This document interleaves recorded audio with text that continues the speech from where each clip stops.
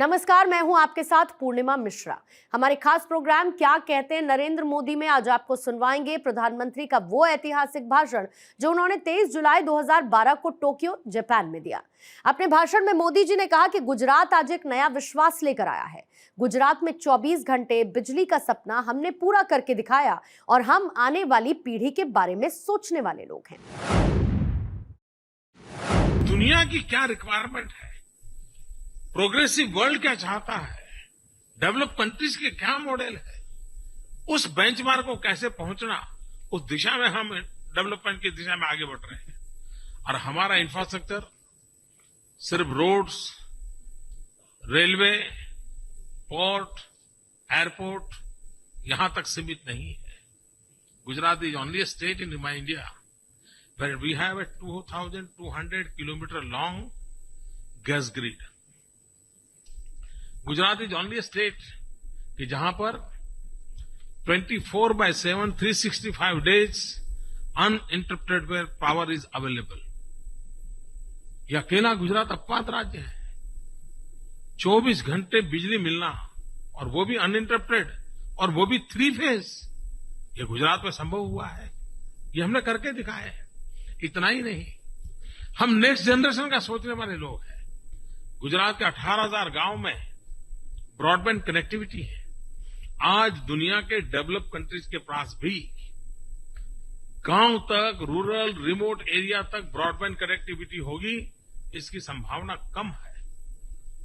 हम एक अपवाद राज्य हैं कि जहां पर इंफॉर्मेशन टेक्नोलॉजी, मॉडर्न व्यवस्था का हम उपयोग कर रहे हैं। आपको जानकर के आनंद होगा कि हमारे देश के सैटेलाइट्स हैं आसमान में। गुजरात अकेला राज्य है कि जिसने भारत सरकार से सैटेलाइट हायर किया है और हम सैटेलाइट सिस्टम का हमारे स्टेट के लिए उपयोग कर करके quality of life remote area में भी कैसे चेंज हो, उसके लिए काम कर रहे हैं। तो गुजरात ने इंफ्रास्ट्रक्चर के भी अपने मायने को एक 21वीं सदी के प्रोग्रेसिव डेवलप कंट्री की बराबरी में रखने के लिए आधुनिक से आधुनिक विज्ञान का उपयोग करते हुए कैसे करना, उस दिशा में हमने प्रयास किया है। गुजरात एक ऐसा प्रदेश है कि जब रॉ मटेरियल नहीं है तो आपकी स्किल, आपके मैनेजमेंट और आपका कल्चर वो किसी को भी आकर्षित करता है। और हमने ह्यूमन रिसोर्स डेवलपमेंट पे बल दिया है, स्किल डेवलपमेंट पे बल दिया है। 21वीं सदी, एशिया की सदी सारी दुनिया कहती है, लेकिन दुनिया जब सुनती है कि चाइना तो कहीं 21वीं सदी का कंट्रोल नहीं कर लेगा, तो जो लोग भी लोकतंत्र में विश्वास करते हैं वो भयभीत हो जाते हैं। चाइना के पास स्किल डेवलपमेंट का एक बहुत बड़ा मिशन चल रहा है। भाइयों बहनों, भारत ये दुनिया का सबसे युवा देश है। हमारा 65% पॉपुलेशन, उसका एज ग्रुप 35 से नीचे है। अगर 65% पॉपुलेशन इज बिलो 35, तो कितना बड़ा ताकत का भंडार हिंदुस्तान के नौजवानों के पास है। तो उसको हम कैसे प्रोडक्टिव बनाएं, और इसलिए हम गुजरात ने एक बेड़ा उठाया है। हमने स्किल डेवलपमेंट मिशन उठाया है और हजारों प्रकार के नए नए स्किल डेवलपमेंट के काम हम उठा रहे हैं। और जिस प्रकार के ह्यूमन रिसोर्स की रिक्वायरमेंट हो, आने वाली इंडस्ट्री, जैसे सुजुकी के लोग आने वाले हैं मेरे यहां, तो उनको ऑटोमोबाइल इंडस्ट्री में स्किल प्रकार के स्किल वाले लोग चाहिए। उनका काम आज से हमने शुरू कर दिया है, ताकि जब एक तरफ फैक्ट्री खड़ी हो जाएगी, उसी समय उनको स्किल मैन पावर अवेलेबल हो जाएगा। तो इतना साइंटिफिक तरीके से ह्यूमन रिसोर्स मैनेजमेंट को कर करके हम आगे बढ़ रहे हैं। हम विकास की नई नई ऊंचाइयों को पार करने के लिए, whether is a skill development, whether is a physical infrastructure, whether is a peaceful labour movement, उसी प्रकार से किसी भी देश में कोई इन्वेस्टमेंट करने जाता है तो सबसे मन में पहले सवाल आता है स्टेबिलिटी का। गुजरात के लोग बहुत मैच्योर हैं और आज मैं आनंद के साथ कहता हूं कि हमारे यहां पॉलिटिकल स्टेबिलिटी है और पॉलिटिकल स्टेबिलिटी होने के कारण पॉलिसीज में कंसिस्टेंसी होती है। और जब पॉलिसी में कंसिस्टेंसी होती है तब कॉन्फिडेंस लेवल बहुत बढ़ जाता है। आज गुजरात में इन्वेस्टमेंट इतनी बड़ी मात्रा में आता है, उसके पीछे एक बहुत बड़ी अहम ये रीजन है कि हमने कंसिस्टेंसी होना है हमारी पॉलिसी में होने के कारण उसको भरोसा है कि ये ब्लैक एंड व्हाइट में जो नीतियां मुझे मिली है, जिसमें ग्रे एरिया का कोई स्कोप नहीं है, मैं आंख बंद करके उसकी ओर आगे बढ़ सकता हूं और हम उस दिशा में बढ़ने जा रहे हैं। जापान और गुजरात मिलकर के बहुत बड़ी मात्रा में आर्थिक क्षेत्र में अपना पदार्पण कर सकते हैं।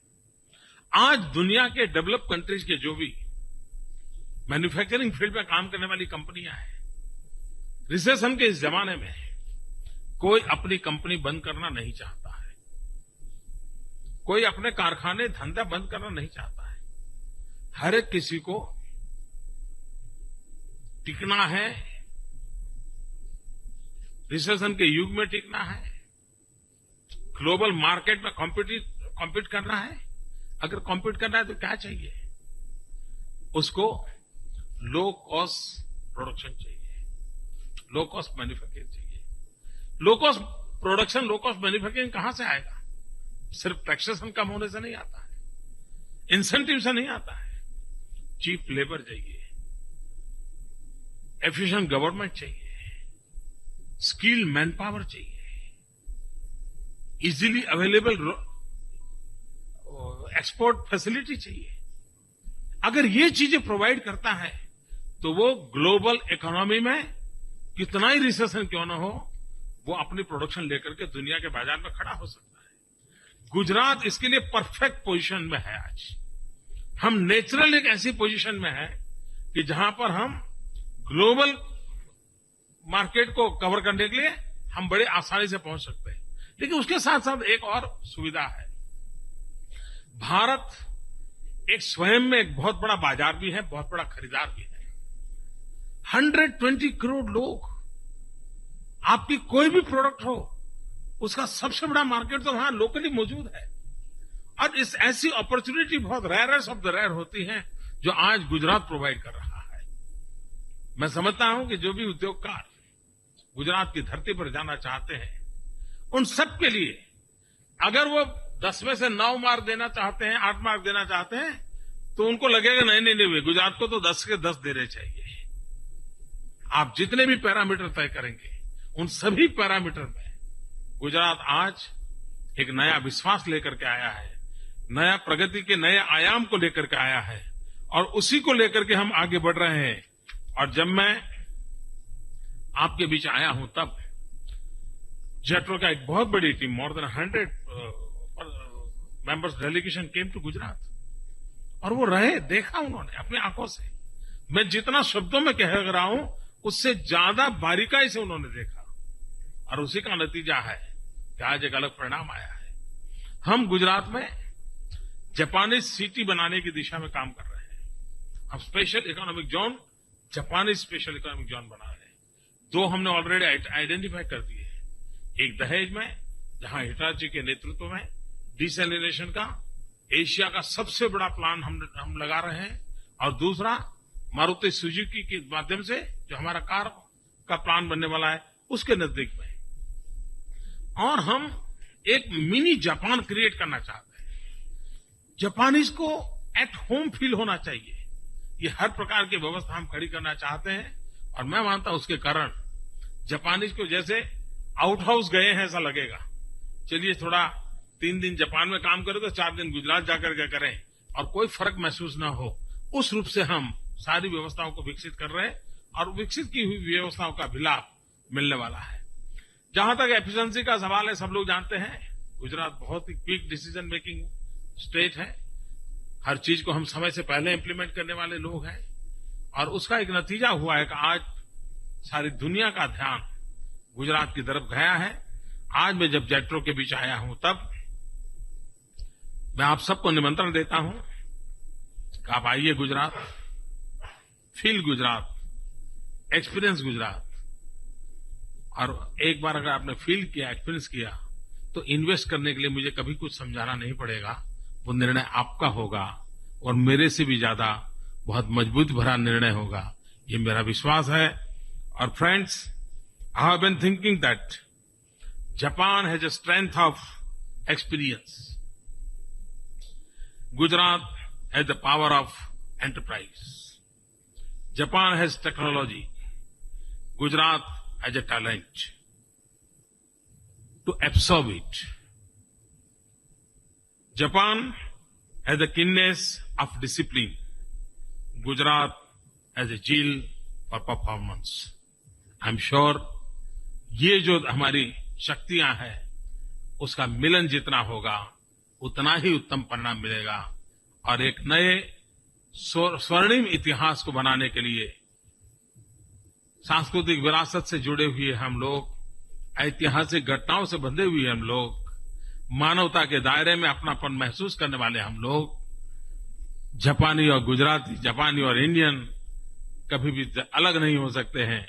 इतनी निकटता जिन लोगों में है और हम न सिर्फ एशिया का पूरे विश्व के भाग्य बदलने के लिए एक शक्ति के रूप में उभर सकते हैं, ऐसा मेरा पूरा विश्वास है। उस विश्वास के साथ आज जब मुझे आप सबके बीच आने का मौका मिला है, मैंने कुछ बातें कही हैं। जो इंटरप्रेटर हैं उन्होंने मेरी बात को, क्योंकि मेरा लिखित भाषण न होने के कारण इंटरप्रेटर को भी काफी तकलीफ तो आई होगी, लेकिन फिर भी मेरी इस भावना को आप तक पहुंचाने में बहुत मदद की होगी। मेरी पूरी टीम का उसी प्रकार से जो बातें मैंने बताई हैं, कुछ फैक्ट्स एंड फिगर के साथ एक प्रेजेंटेशन के माध्यम से आपको और चीजें मिस्टर साहू दिखाएंगे। मैं मानता हूं कि आप लोगों ने जो समय दिया है उस समय आपका भविष्य में एक बहुत बड़ा साहसपूर्ण निर्णय करने के लिए एक अच्छा अवसर बन जाएगा, ये पूरा विश्वास है। मैं फिर एक बार जापान के उन सभी उद्योगकारों का बहुत बहुत अभिनंदन करता हूं कि आपने गुजरात को जानने समझने के लिए इतनी बड़ी मात्रा में यहां आए, समय दिया। मैं फिर एक बार आप सबका बहुत आभारी हूं। मैं जेट्रो का बहुत आभारी हूं कि जेट्रो ने इस सारे काम का बीड़ा उठाया है और जेट्रो की जितनी अपेक्षाएं हैं वो सारी अपेक्षाएं पूरी करने के लिए हम भरपूर प्रयास करेंगे। बहुत बहुत धन्यवाद। हम गुजरात में बचपन से जापानी का एक शब्द बराबर लगातार सुनते आए हैं, बोलते आए हैं और वो शब्द हम कहते हैं हमेशा सायोनारा। सायोनारा शब्द हमारे यहाँ काफी पॉपुलर हुआ है। बहुत बहुत धन्यवाद। Thank you.